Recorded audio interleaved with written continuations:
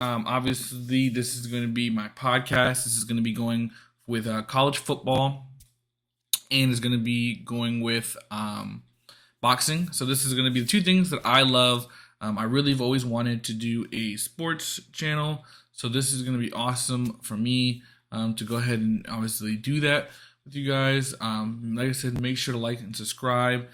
This podcast is going to be exclusively that, so that's going to be the thing that I'm looking forward to the most is getting into college football on Mondays and Wednesdays, and then on Fridays and Sundays is going to be the boxing episodes. So make sure to stay tuned for that.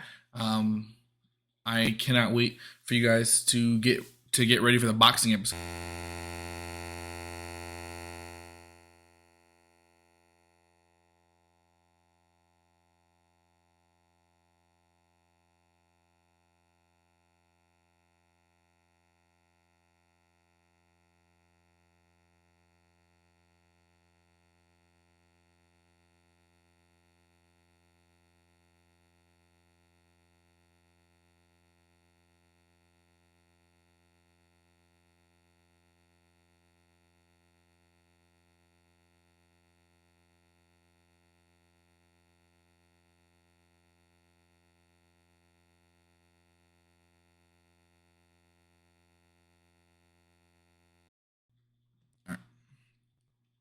So first one that they have coming off is Jackson Dart, which is the number 25. They believe he will win the quarterback battle between him, Spencer Sanders, and Walker Howard for the Ole Miss job.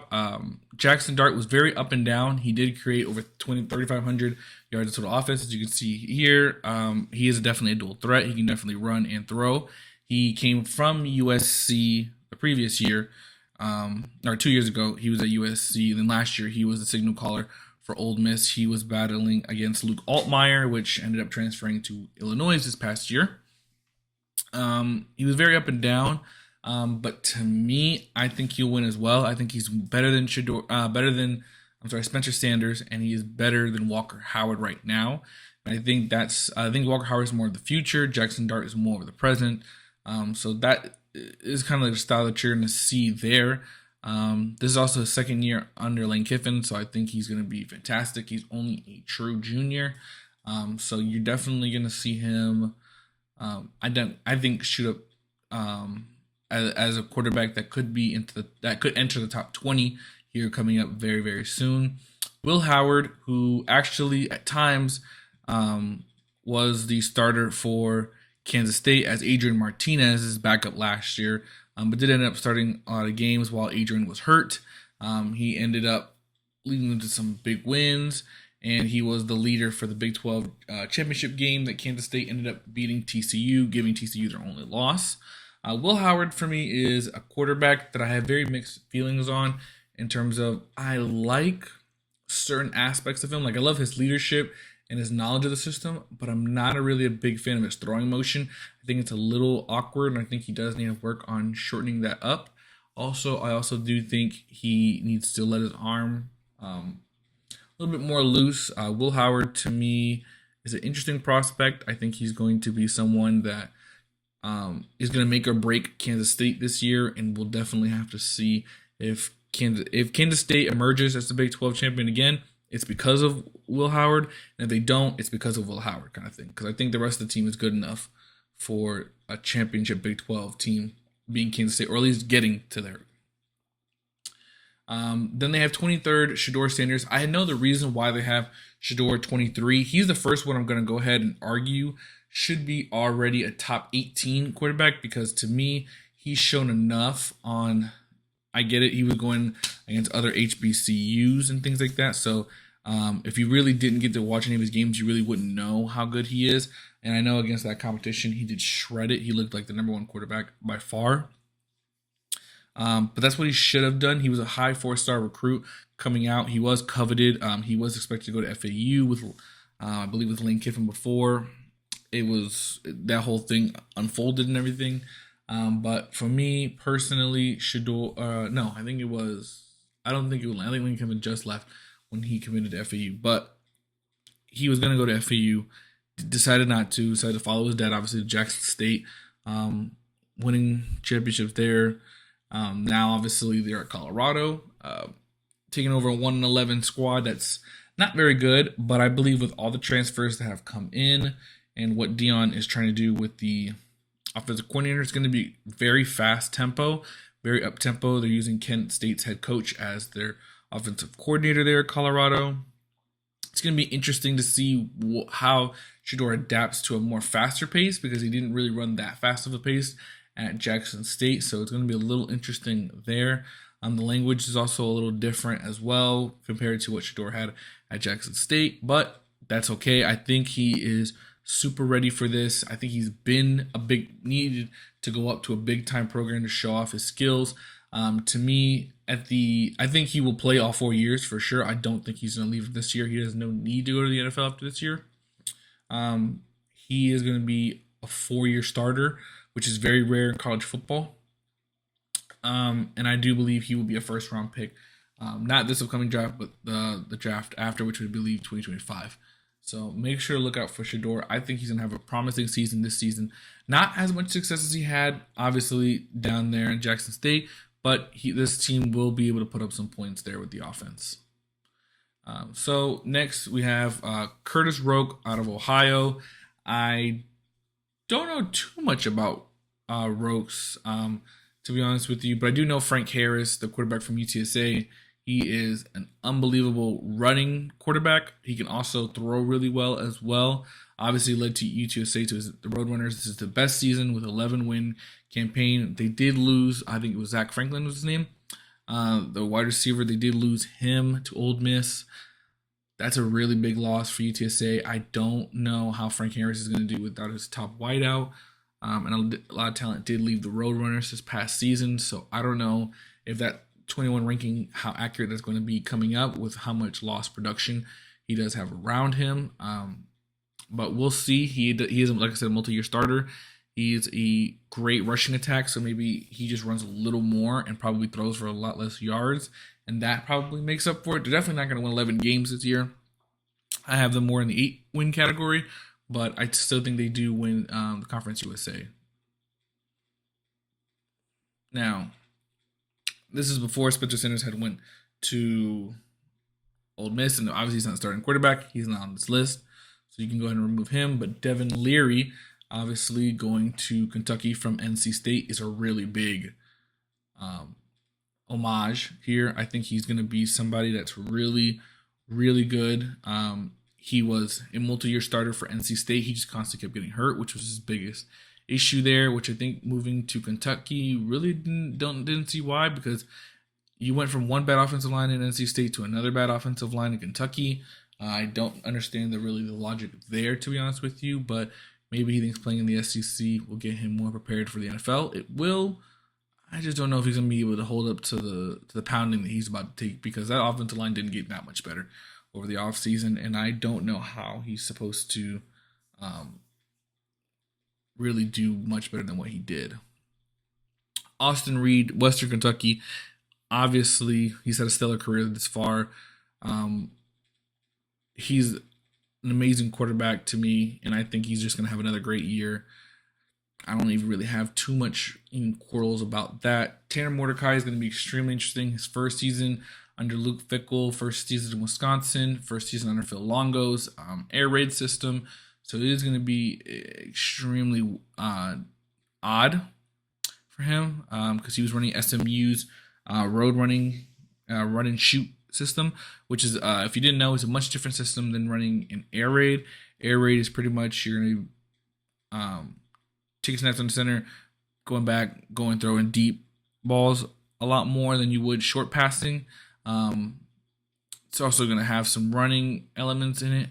Obviously, because they have a great running back in Braden Allen. So that's going to be something for sure. I think the the Wisconsin Badgers are definitely going to have to balance out with Tanner Mordecai. And I don't know if he's the number 17. I think I'd rather have Austin Reed than Tanner Mordecai. I'd also have Shedeur over Tanner Mordecai. And this is all purely off of talent, not based off of team.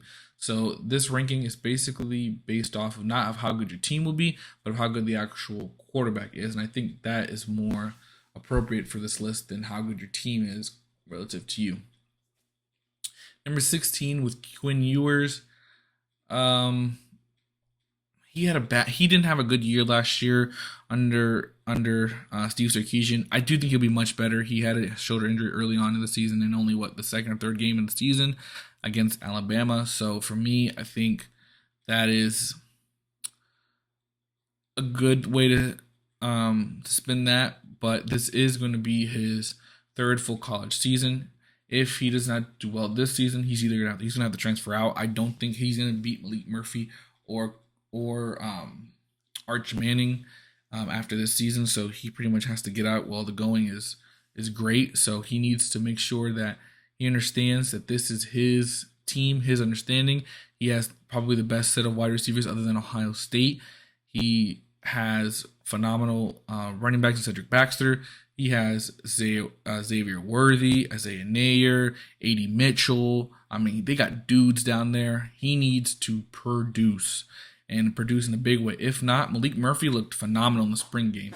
So if you think Quinn is not going to get his job taken by Malik Murphy, if he doesn't start producing the first 4 games, he will. I think it's a short leash. I give him 4 games. If he does not produce in those 4 games, I'm putting Malik Murphy in. That's not to say that Quinn Ewers isn't a bad quarterback. This is the thing I'm trying to say. Quinn Ewers is a good quarterback, but he's not the 5-star plus that we all thought he was when he was coming out of high school quarterback. Meaning that, yes, if you can't be the starting quarterback at Texas, that does not mean you can't be the starting quarterback somewhere else. Because I still think he could be the starting quarterback at Wisconsin. They would take him over Tanner. Don't know they would take him over Austin Reed's Western Kentucky, but I know for sure they would take him there at Oklahoma State, Kentucky, over Devin Leary, over Frank Harris, over Will Howard in Kansas State, over Ole Miss's Jackson Dart. So these are things that Quinn Ewers still has available to him. He just really needs to show off all the weapons that he has around him and just do it by making sure to get the ball in their hands and let them do the work. Don't feel like you have to be a hero. KJ Jefferson, I love KJ Jefferson. He's a multi-year starter. He's an absolute great guy. And for him to have Kendall Briles as his OC is big time. I think he needed Kendall back. He needed somebody. I think they needed to ruffle some feathers over there in Arkansas because it just didn't have a good enough season. And like I said, it shows off there, 4th-year junior. Those aren't great numbers to have because those are the same numbers he had in 2022, which is a struggle. That means your numbers should always improve. Those are things that I think he's going to tweak and get better on as season goes on. And I love his running ability along with his passing ability at times for sure. And I think he will have a much better season under the Pitmaster. I don't think they win more than 8 games. So that's kind of a little bit of indicative of how I feel like that's going to go. Cam Rising, Utah. That's a no-brainer there. Cam Rising is a very good quarterback. He led the Utes to back-to-back Pac-12 titles. That has to count for something. Success over a period of time has to count for something. It's just the same argument with Stetson Bennett. People are like, oh, he's not a top 10, top 15 quarterback. How is that possible? He won back-to-back national championships. And even after that first championship, you have to put him at least in the top 15. The man, success with a quarterback has to count for something. You can't have one without the other. If the quarterback was trash, you wouldn't have the success you had. So he had to have contributed. Now, I may not be as big as some of the other ones, but that he still had to have a large contributing factor because in college football, you don't win without a quarterback nowadays. It's not like you can run your way to a national championship like the old Alabamas and Texas. No, Texas had Vince Young, but you know what I mean. You can't just run your way to a championship. It's just not possible. Will Rogers. Will Rogers is gonna struggle, man. I don't know how he doesn't really. Zach Arnett's scheme is drastically different than Mike Leach's, and RIP to Mike Leach. If you didn't know, he died unfortunately right after the season from complications. Very devastating for a head coach that honestly you can't go through the history of college football without talking about Mike Leach's innovative air raid system. He absolutely changed college football on its head. At Washington State, at Texas Tech, I believe he was at Oklahoma as well. He as a coordinator. He's just somebody that you can't ever say college football history can be written without him. He did so much for the sport and really changed the way a lot of people look at it. And I think Will Rogers did amazing under Mike Leach because that air raid system is an insane juggernaut for quarterbacks. It gets them free throws all the time. It gets their yards up. It gets their percentages. It just gets a lot of things up because of the way it's structured. Zach Arnett's not going to have that. It's a little bit more of a pro style offense.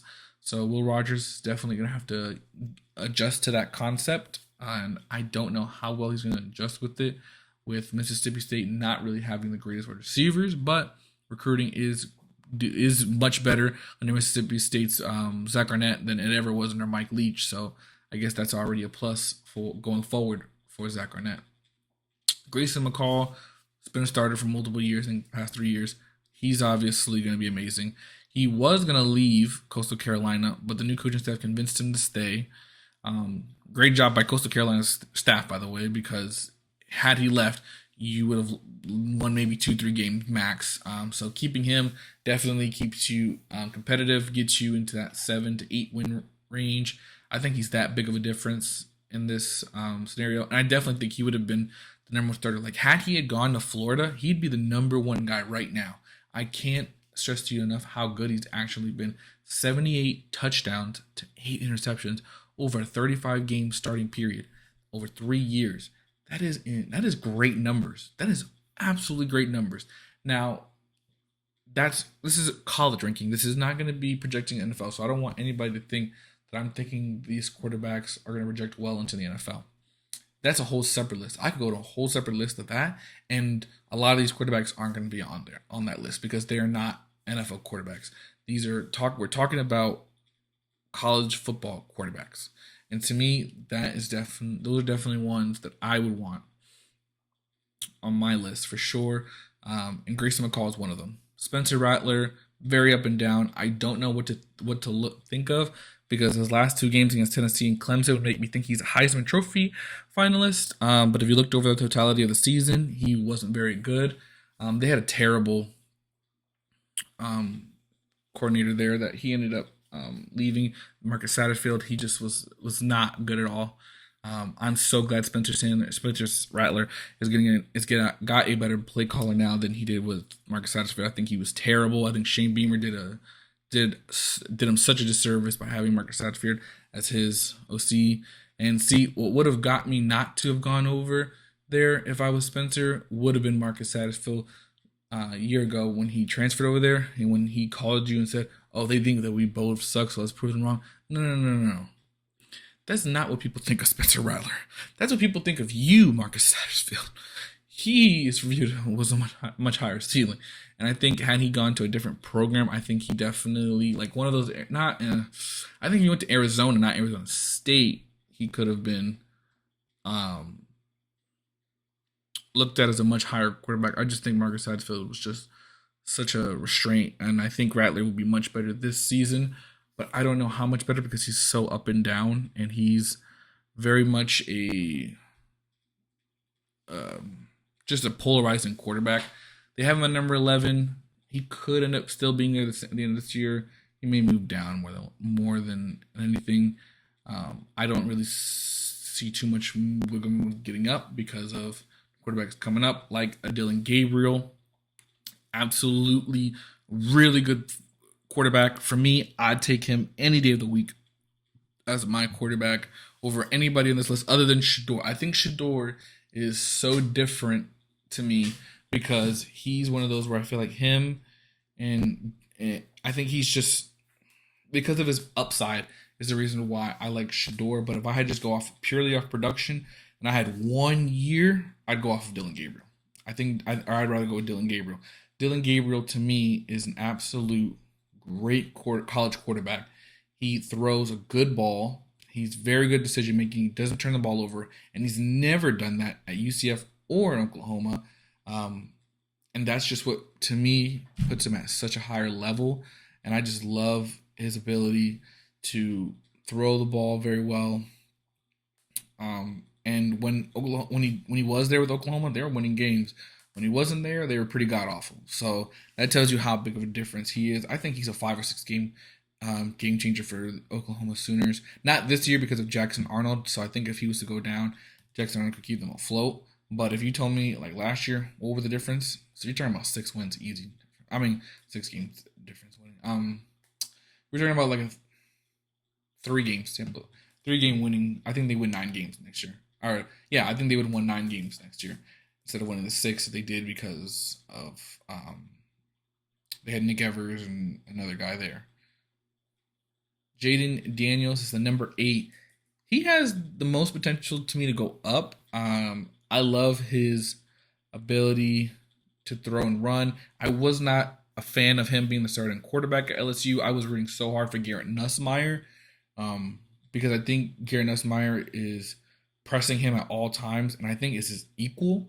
I just think their reason why they're going with Jaden is because one, he's already been proven starter, and they knew last year the offensive line wasn't going to be that good, so they really needed his legs early, and that's what ended up giving him the edge over Garrett. Had Garrett had the same legs, they wouldn't have even gotten Jaden Daniels to come on campus because they knew Garrett would have been their guy.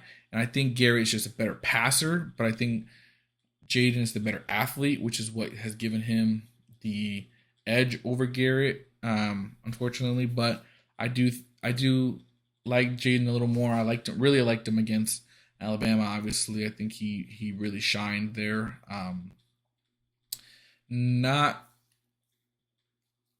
sure what to think of what he'll be this year, other than I think he will be a top 7 quarterback in this year for sure going in.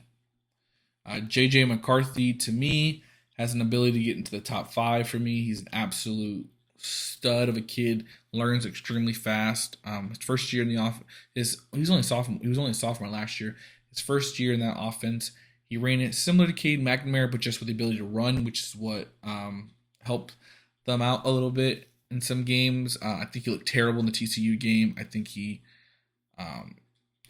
not terrible, but I think he just really didn't look that good. Throwing wise, I think his best performance running wise was against TCU, but throwing it was pretty bad.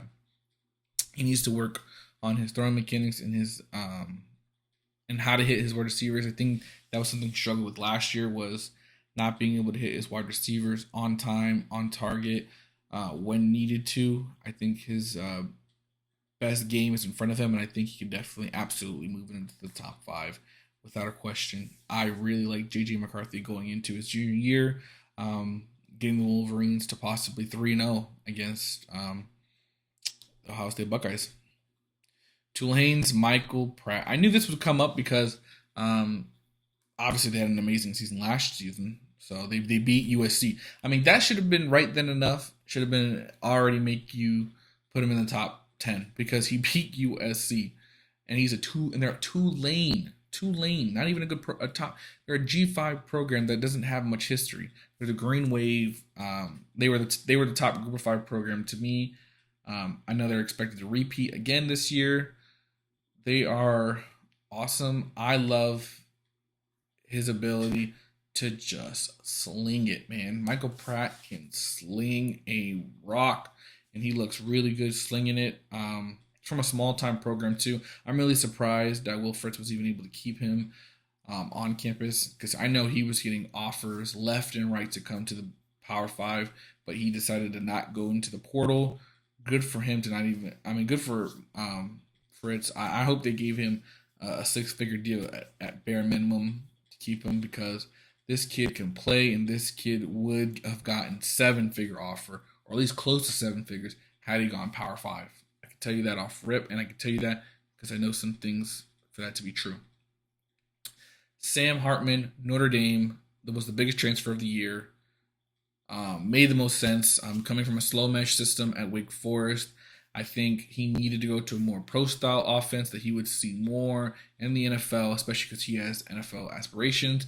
To me, he's more of a backup quarterback in the NFL. That's regardless of the point. I still think he's an awesome college quarterback, and I think he definitely could use going to Notre Dame. I think that's a step up from the Demon Deacons, even though he's led the Demon Deacons to obviously great success there. He's the all-time leading ACC touchdown quarterback. He was an all ACC selection each of the past 2 years. He's an absolute stud of a quarterback. Notre Dame definitely got a great guy. I think the thing that hurts him is going to be Tommy Rees left, obviously, to Alabama to be their OC. Um, that's going to be a big loss because I don't think the offensive scheme is going to be very good. I think Marcus Freeman's going to have to be a lot more hands-on with that and understand that, hey, we're just going to run the same sets that Tommy Rees did so the language can stay the same. But I think next year they're really going to go out and get a real offensive coordinator. I don't think you can move your tight end coach to your offensive coordinator and it go really well. So that's the thing that scares me about Sam Hartman's season, but I do think he is a top 6 or 5 quarterback for sure. Jordan Travis, after the year he had last year, a lot of people, of course, are going to claim him to be a top 5 quarterback. To me, I'd rather have Sam Hartman than Jordan Travis in that spot because Sam Hartman's been more proven over multiple years, while Jordan Travis just had 1 year of greatness. And I don't really know if it was greatness really because against top competition, he really wasn't that great. But he did lead them to a 10-win season, which is no small feat for the Seminoles, who haven't even won more than, I believe, 8 games or 7 games maybe even in a season for almost 5-6 years. So really for the Seminoles, it was really just pretty much just seeing progress. And I think for them to get from, barely being bowl eligible to 10 wins is an absolute amazing jump. A lot of people have him being the next guy up in the to be in the NFL as well. I don't know about that. He still has some things that he needs to work on for sure. I think he's going to be an interesting prospect to watch, and I think he's either going to be really good or not so great. That's pretty much how my prediction is. I don't know if he's even going to. I don't know how he's not the most polarizing top 10 quarterback in this ranking. So to me, he could either go way up or way down. Bo Nix is going to be very interesting coming, obviously, with Oregon. Great season last season. A lot of people forgot how good he was as a freshman. He was absolutely a stud freshman at Auburn. And then obviously being there for 2 years, being there, I believe, for a total of 3 years. It not working out because that head coach was terrible that came from Wade State. Him moving on to Oregon, revitalizing his career there. He definitely needed to come back, I think, this season to prove that he can do it again. And I think as long as he stays relatively injury-free, he's going to be amazing for Dan Lanning and the Oregon Ducks. And is totally a top 5. To me, he's a top 3. He's more than the next guy, and you're going to see why. Because to me, I think the system, the scheme, what he runs, how he runs it is just a little better. And I think he has a little bit of Bo magic that makes him really great, in my opinion. Michael Penix Jr. is the next one. He's the guy that I would rather have. I'd rather have Bo Nix over, not because Michael Penix isn't great. I seen him at Indiana when he had that one great year before he got injured. The next couple seasons, he was up and down. Injuries were a big factor. Couldn't really get on the field. Transfers to Washington, Kalen DuBois system. Absolute stud of a year. He had a better year than Bo Nix last season. But I think this season's going to be flipped just because Bo Nix. Well, I don't know, actually. You know what? I can actually make the case that Michael Penix is going to have a better year than Bo Nix because of the weapons that he's around him. And they do run a little bit more of a NFL offense than Oregon does. Under Kelly Dillingham. But Bo Nix just has a little bit of that magic that I like, that I want to see from Michael a little more. I think if Michael can this season give me some magic, I think I'd rather have him. Going forward, I'm scared to death of either one of them. If I had to draft them in the first round, I'd be scared to death to even draft either one of them because their injury histories is so extensive. Bo with his ankle and then Michael with his leg. I don't know how I would even feel about that. But in college football terms, I love Michael Penix Jr. I think he is a touchdown machine, great legs, but really his biggest accumulation is his arm and his ability to see the field and do some things with his different arm angles, where Bo Nix is more creative off script and more of throwing the run type quarterback. And then it's not even like a debate to me. The top 2 quarterbacks are who they are. But Drake May, to me, I loved Drake May to the point where I wish he would have went in the transfer portal and went to a bigger time school. LSU would have been awesome. Just saying. But Drake May is an absolute super stud for me. I love the fact that I think he is an amazing thrower of the football. He can absolutely dime it up. He can run. He can throw really well. I don't really care what people say about him versus better competition didn't play that well. I don't really care because I'm gonna tell you right now, Drake May with the same weapons that these other schools have had, he would have been unbelievably better. He would have challenged Caleb way harder for that Heisman Trophy winner than Caleb. Caleb won it to me, and I thought he won it weeks before he even got it. I think Drake May would have gave Caleb Williams a super scare. I think the voting would have been super tight between the two had Drake May just had better players around him. And I think recruiting is really bad for UNC currently. Compared to what it used to be. I think Mac Brown is probably on his way out of UNC. They're going to be looking for a new coach, coordinator, and all that. This could be the end of a run here for UNC. I think if Drake May can just put it together and just leave it off in a bang, I think it would be awesome for UNC. And I love Drake May. And I think this was the best two quarterback combo you could have ever had at UNC. I don't think you've ever gotten it this good, where you had Sam Howell for 3 years, which was an amazing quarterback. Then you got Drake May right after. I mean, what an absolute coup it was for the Tar Heel Nation and Mac Brown to get those two to come on campus. Finally, the GOAT quarterback of college football, Caleb Williams. Should we even say anymore? He should have been a Heisman finalist his first year in Oklahoma. Never mind his sophomore year, ended up winning it, even though he lost to Utah twice and a Tulane. Still won the Heisman Trophy. He was absolutely phenomenal. Had he had a defense in any of those 2 years, they could have been national championship contenders to Georgia. I think that's just really the only thing that's holding USC back is how good is their defense. And will it cost Caleb his season, or will it cost him getting hurt? This is their window of opportunity to really do it. I think he's absolute stud. I think Caleb Williams is going to go ahead and be number one out of the whole nation on this. I think he's been the number one overall pick, with Drake May being number two. I also think Caleb Williams is set up for life already.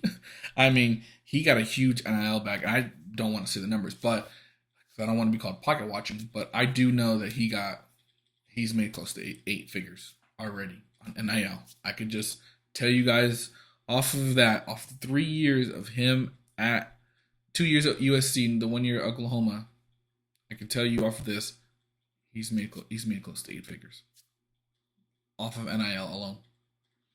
He's huge, guys. He is huge. And he has absolutely deserved it. And I love watching Caleb Williams. I think USC will win the Pac-12 this year and make it to the playoffs and lose in the first round because their defense is not good enough. And I think Alex Grinch needs to be moved off of. I think Lincoln Riley can do much better on the defensive side and get a really good defensive coordinator. I think the reason why he sticks with Alex Grinch, though, is because Alex Grinch isn't looking to be a head coach, where if you get another defensive coordinator, they're just going to be there for a year or two, look great, and then move on. And I think that's not what Lincoln Riley wants, is to constantly replace staff. So I think that's why he's stuck with Alex Grinch, because he knows Alex Grinch doesn't have any aspirations of being a head coach. So that's kind of the way it goes for me. But make sure to like, subscribe, and notification bell. I know this one's a little long, but this is how it's going to be for the college football ones. Boxing is going to be a little shorter. So make sure to like and subscribe.